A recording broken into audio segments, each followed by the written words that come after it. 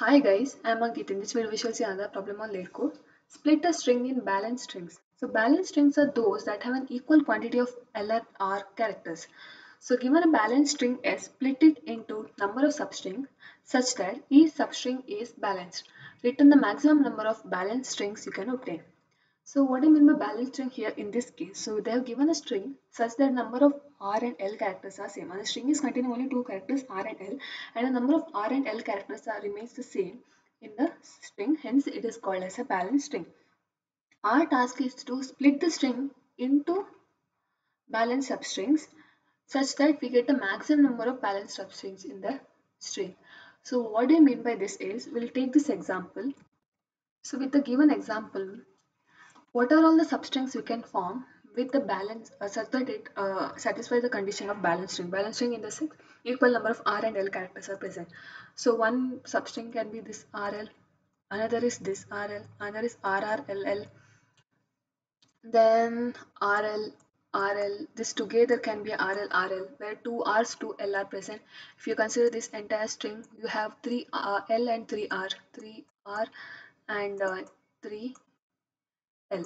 So many substrings are possible with the balanced string condition is being satisfied. But can you, once you have this RL and or let's say we have the substring RRLL, okay, RRLL. Can you have another substring of RL within this as a balanced string? No, that is it. We can have it, but it is not considered for this example. Why? Here we are splitting a string into balanced substrings. That means what we do.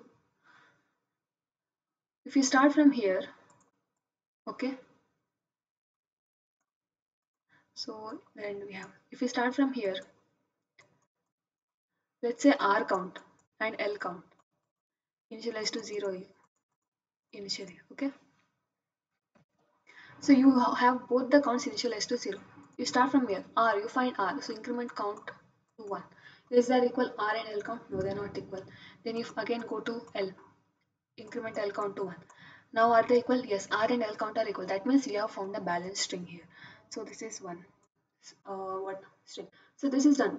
You have splitted the one substring of balanced string from the given string. Done. You cannot reuse it anyway next time because you're splitting the string into balanced substring.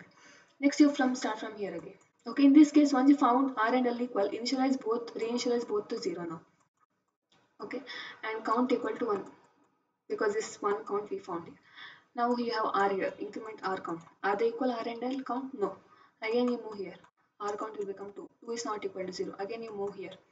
L. So L count increment to 1. 2 and 1 are not equal. Again you move here. So here what you find? Increment to 2. Yes. These two are equal. Now one more count. Second count you find. You split the string. So count will become 2. Now you can observe.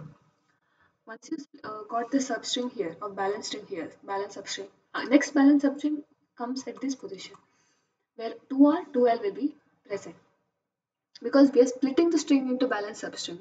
You can't just do this as a balance substring. If you do this, this R has doesn't have any L substitute with that. That will not become a substring. That will become a subsequence. Substrings are strings such that the relative order of the elements characters will remain the same, and also it will be in a contiguous order. So if you take this R and this L, this R and L, this will become a subsequence, not a substring. Here relative order remains same, but they are not contiguous.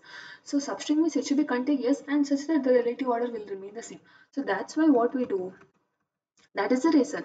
Till you find the next count R and equal to R count equal to L count, you find the next substring. And yeah, now we reinitialize both to 0 again because new substring we are finding. So R in count will be 1, 1 not equal to 0. Again here L count. So now they are equal. So once you found they are equal, yes, this can be another substring. So count will become 3 now. So this is the third balance substring. So subsequence. Next, again in reinitialize to 0. Then you find R increment count of R to 1 and L increment count of L to 1. Now they are again equal. So fourth substring you have found here. So fourth balance substring. So in this way we split the string into balance substring RL, RRLL, RL, RL. So there might contain many substrings with the balance string. If you take into consideration RL, RR, LL, this entire thing is a substring. But They have told us the maximum number of balance substring possible, right? Even this is a balance substring only. As I said, this is a balance substring, but is it a but if we take this only one substring balance substring we get, but if we do splitting and this splitting, two balance substrings are possible. So here we have to find the maximum number of balance substring. So only logic is start loop. Whenever you find r count equal to l count, just r count l count in the sense number of r characters equal to number of l characters, increment the count and reinitialize them to 0 again. So that is the only thing which we need to do. And can we optimize this? Do we need to have two variables here? Can we within a one variable can we do? Let's say we have a balance initialize to 0, okay? And you start from r. Once you find r, increment the value of r. As you find l, decrement the value of r. So again balance has become 0. Whenever you find balance equal to 0, that means r count will be equal to l count. So the logic here if of using only one variable is whenever you find r character, increment the count. Whenever you find l character, decrement the count, so that if you find equal number of r and l characters, the balance will become 0 again, as in this case, right? If you start from this position also r, so from 0 it will become 1, again r, it will become 2, incrementing l, so decrement, so 1 will become again l, so decrement to 0. So yes, we have found the balance 0 again, equal number of r, equal number of l. So within a single variable, we can solve the problem. So let's implement the logic. So we'll have a variable initialized to 0 and count also initialized to 0. Count is a return, whatever we do. So for character C in S, if in case C equal to R, what we need to do? Balance will be incremented. Else, if it is not equal to 1, then it will be equal to L only. So in this case, balance will be decremented. So at each loop we have to check if balance equal to 0. If that is the case, what should be done? Count should be incremented. Otherwise, if we keep L and R count, L count will be incremented. Okay, in this case, R count will be incremented. In this case, L count will be incremented. And if L count is equal to R count, then count will be incremented and reinitialize L and R count to 0. That is the one major thing we have to. So we will run this and check.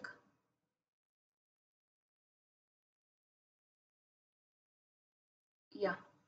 And for Java also same logic, nothing change, we have same logic. So in here it's just convert into array of characters and directly we can use it. Otherwise you have to give s dot character rect of I position.